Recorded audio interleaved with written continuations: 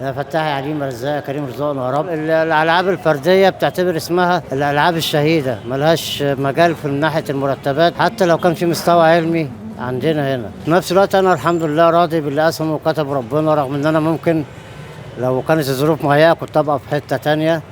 الكابتن راح الكابتن جه، دي بتاعتي انا. الحمد لله بحافظ على صحتي، باكل بنام بدري واقوم بدري، بشرب اللبن والكلام من ده. انا عبد المنعم قنديل، كنت بطل رفع اثقال من وانا عندي 14 سنه.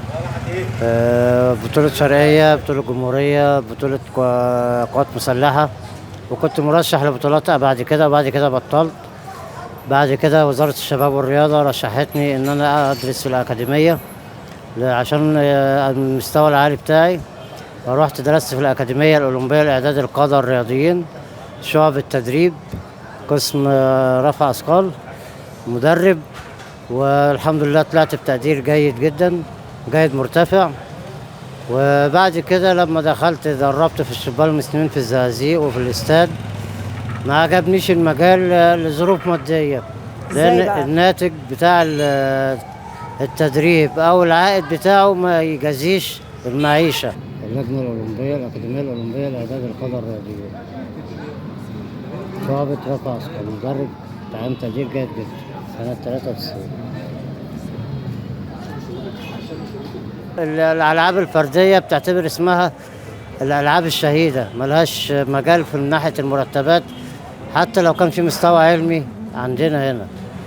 فطبعا ظروف الحياة أنا كان ورايا التزامات كتير، والدي ووالدتي الله يرحمهم، وكنت متزوج، فعندي أعباء مادية كتير كده، يعني من 14 ل 23، يعني 12 14 سنة. طبعا أنا قبل ما أوصل لمرحلة إن أنا أبقى بياع سبح، أنا اشتغلت في مجالات كتير، يعني متوقعة وغير متوقعة، ولكن تحملت ظروف الحياة عشان خاطر المعيشة، وما مدش إيدي لحد وما احتاجش لحد، سواء بالكتير أو بالقليل.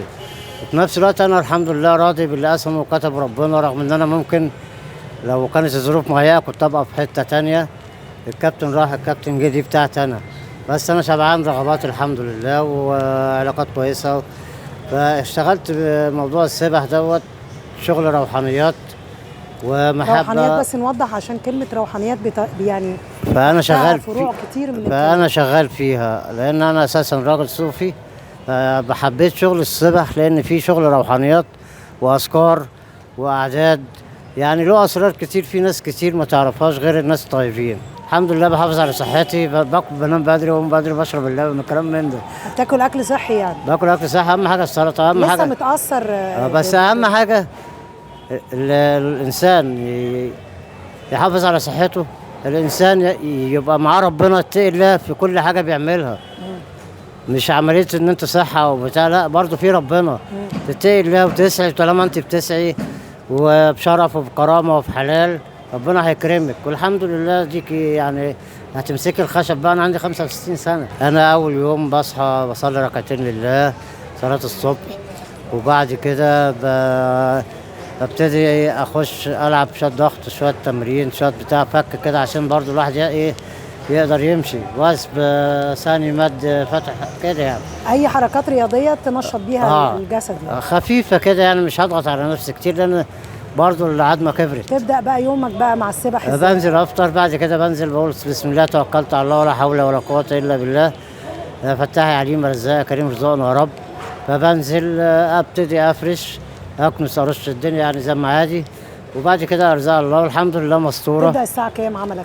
انا ببدا يعني بصحى بدري شويه، وبعد كده في الساعات يعني من 8 10 9 حسب جو البلد دلوقتي، يعني مريح شويه. خدت بال حضرتك؟ تمام. وبتخلص اليوم بتاعك الساعه كام؟ انا بخلص بعد العشاء، يعني على 9 ونص 10 كده. انا من ضمن الناس الحمد لله اللي ربنا وفقني ان انا اعمل المشروع ده في الزقازيق، ومفيش حد عامله اصلا في الزقازيق. اقتبست خان الخليلي مصغر من مصر، فعملته هنا.